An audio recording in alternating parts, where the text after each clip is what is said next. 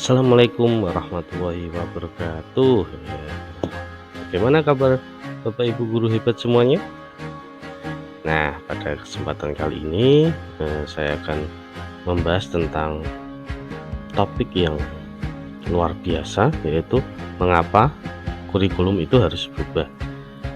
Nah, namun sebelum itu saya akan berkenalan dulu, memperkenalkan diri. Nama saya adalah Cak Umam dari SD 9 Tanjung Rejo. Saya mengambil topik ini karena sesuai dengan PMM topik kedua. Nah, yuk kita langsung aja bahas.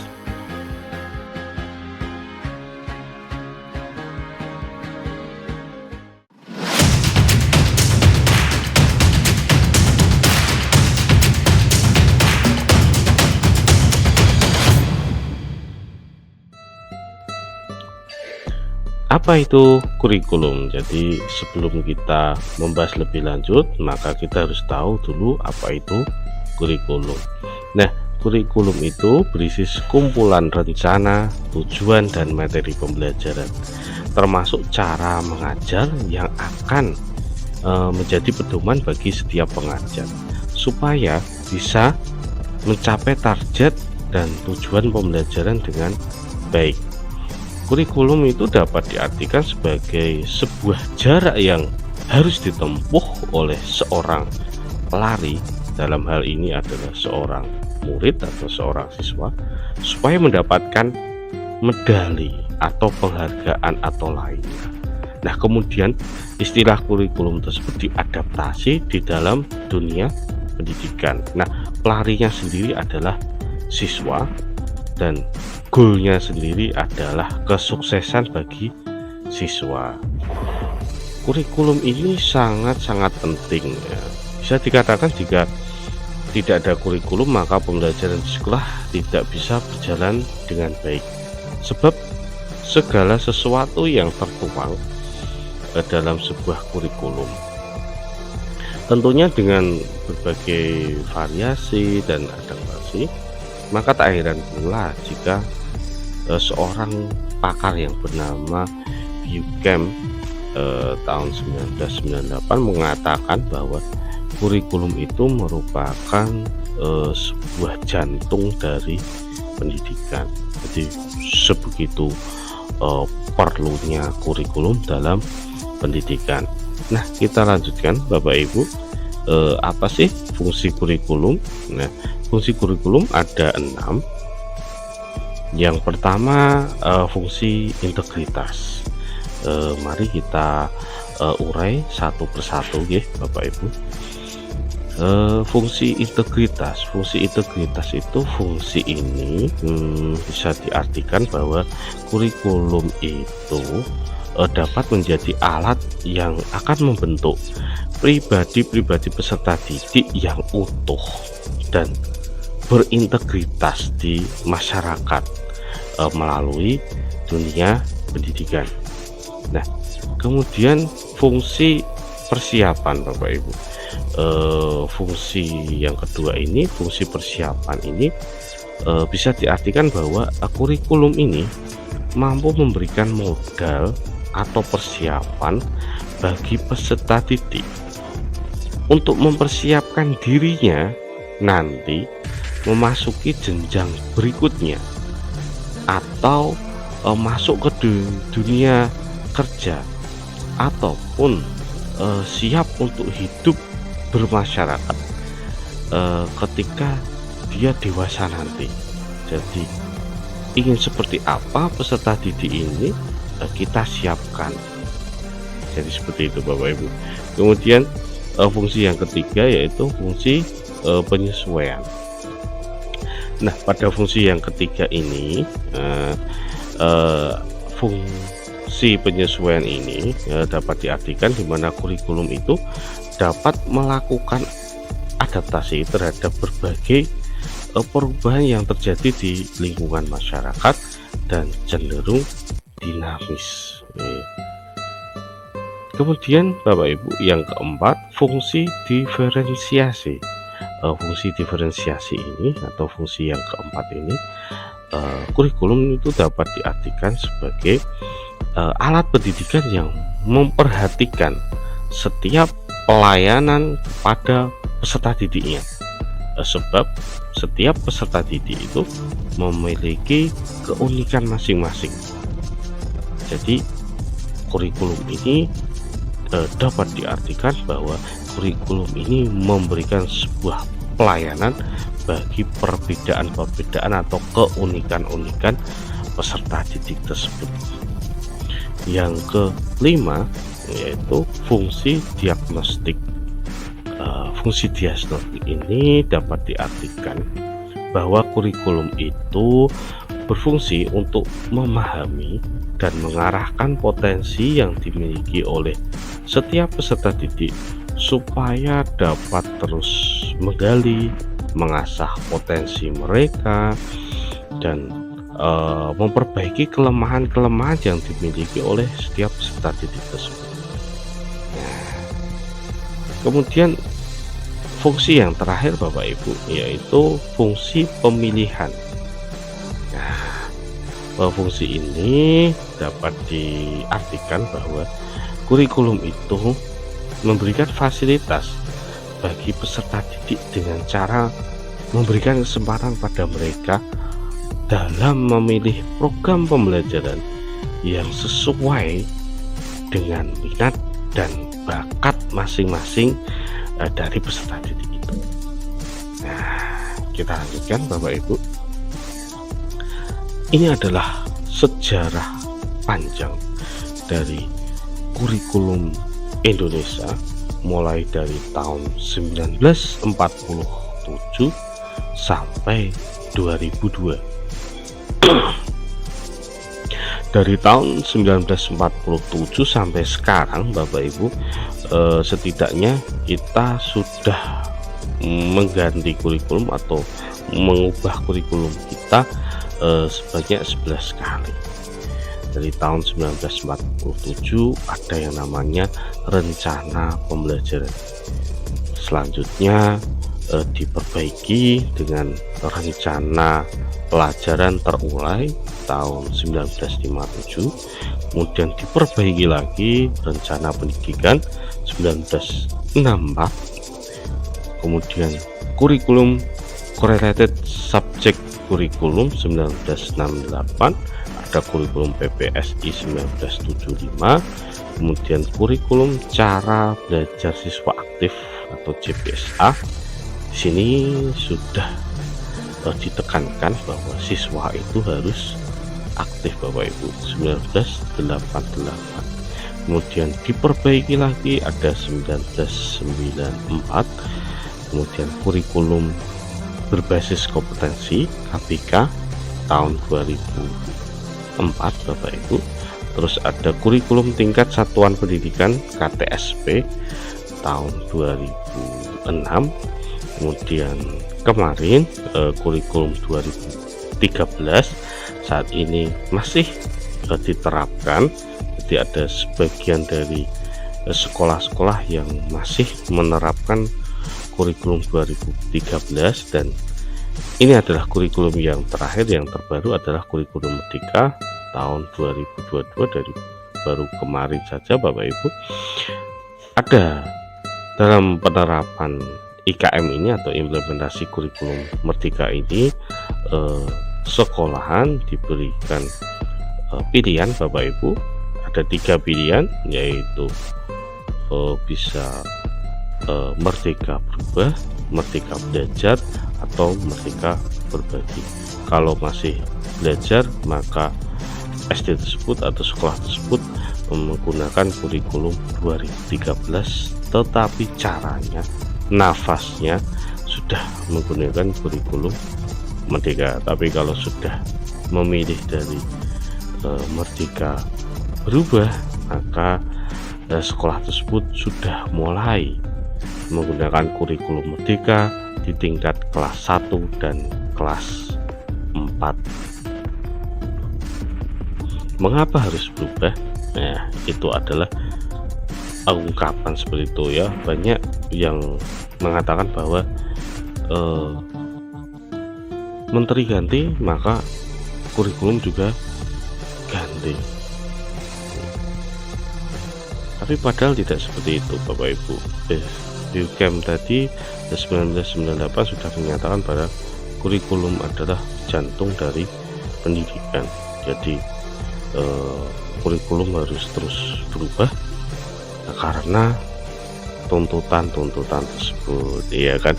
Mari kita bahas lebih lanjut mengapa harus berubah Bapak Ibu. Nah,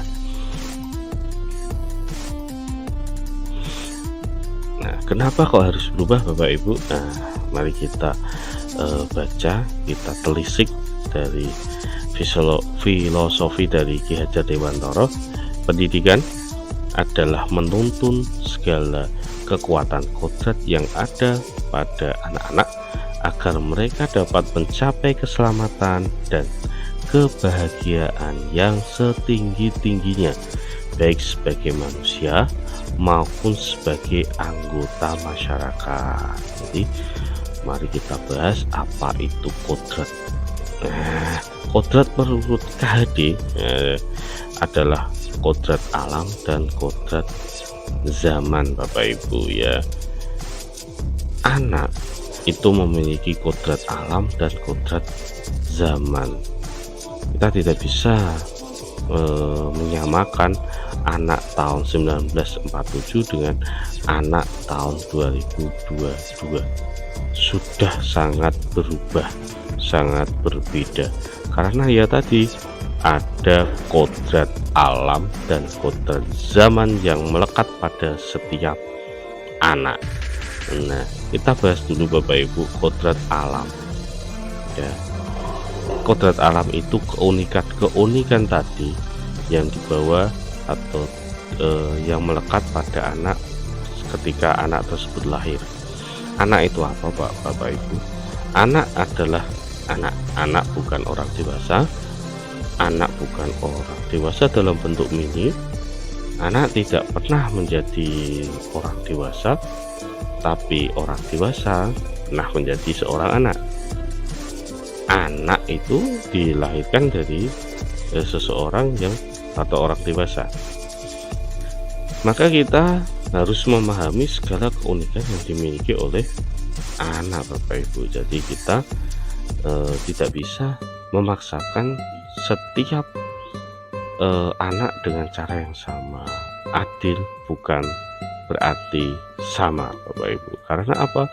Karena setiap anak itu memiliki keunikan masing-masing. Maka kurikulum itu harus bisa memberikan pelayanan kepada setiap anak dengan keunikan tersebut, seperti sesuai dengan fungsi diferensiasi, ya. Kemudian kodrat zaman, yuk kita bahas Bapak Ibu. Jika Bapak Ibu pikirkan bahwa zaman tahun 1947 ketika kurikulum pertama kali dibuat sampai dengan tahun 2022, perkembangan zaman itu sudah banyak sekali berubah, ya Bapak Ibu. Kita coba saja kita ambil contoh satu. Tahun dulu ada yang namanya disket atau 3,5 rupiah. Ketika itu disket harganya sekitar 4.000, 5.000, ya. Banyak warnet yang atau banyak komputer yang masih menggunakan disket karena harganya yang murah daripada CD. Apalagi disket ini kan digunakan untuk menyimpan data, ya Bapak Ibu. Bayangkan besarnya hanya 3,5, ya kan. Kemudian kita lihat sekarang, apakah masih ada komputer yang menggunakan disket? Tidak. Tahun 2009 ya, harga disket 5.000, harga flash disk 100.000 rupiah dengan besaran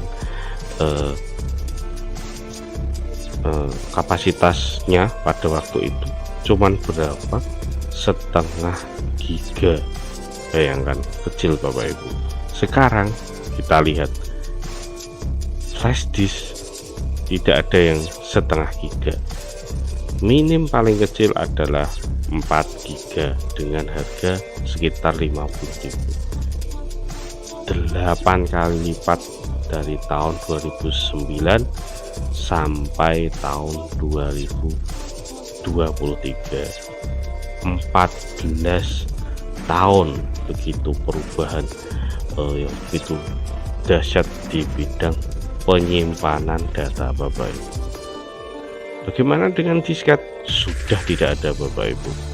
Tidak ada satupun komputer yang menggunakan disket sebagai tempat penyimpanan data. Bahkan jika kita lihat saat ini dengan adanya internet yang cepat, internet di mana-mana, wifi, hotspot ada di mana-mana, bahkan untuk kebutuhan flash di saat ini Bapak Ibu bisa terpinggirkan karena bisa diganti dengan cara-cara yang lain, seperti kita masukkan pada drive kita masing-masing. Nah, hanya dengan 14 tahun ini perubahan dari segi atau dari bidang penyimpanan data yang begitu besar, bagaimana dengan bidang-bidang yang lain Bapak Ibu?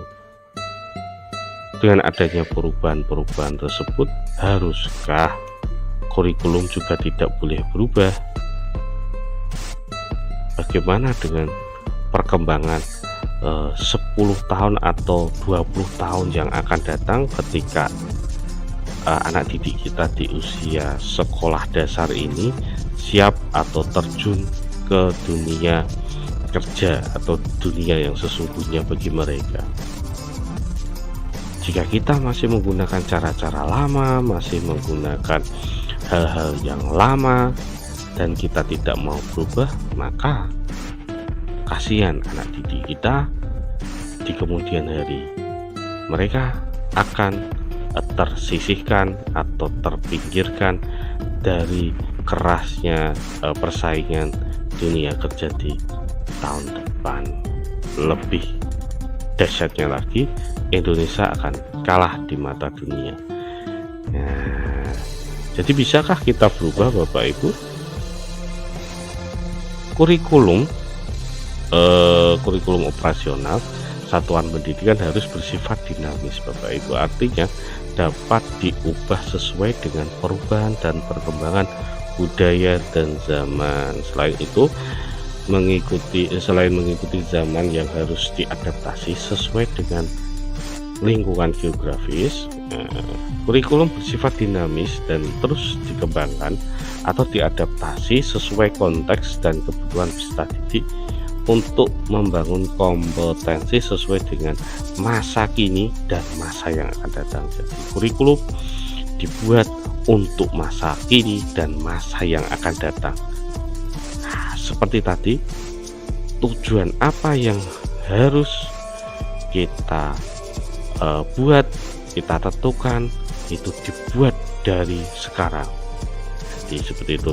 Terus siapa saja yang harus terlibat di dalam perubahan kurikulum ini Bapak Ibu? Seluruh komponen sekolah, mulai dari kepala sekolah, guru, siswa, komite, wali murid, dan pemangku kebijakan. Dalam hal ini adalah pemerintah.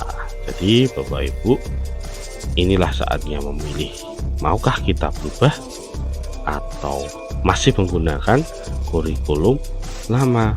Semua tergantung dari Bapak Ibu. Tentunya kalau kita tidak mau berubah, maka kita akan ketinggalan. Jadi seperti itu Bapak Ibu. Terima kasih sudah mendengarkan kami selama 20 menit ini. Terima kasih, semoga saja presentasi kali ini bermanfaat bagi kita semua dan dapat memotivasi kita bahwa kita siap merubah atau siap berubah demi kemajuan pendidikan di Indonesia. Saya Saikul Umam dari SD 9 Rajorejo mohon undur diri. Wassalamualaikum warahmatullahi wabarakatuh.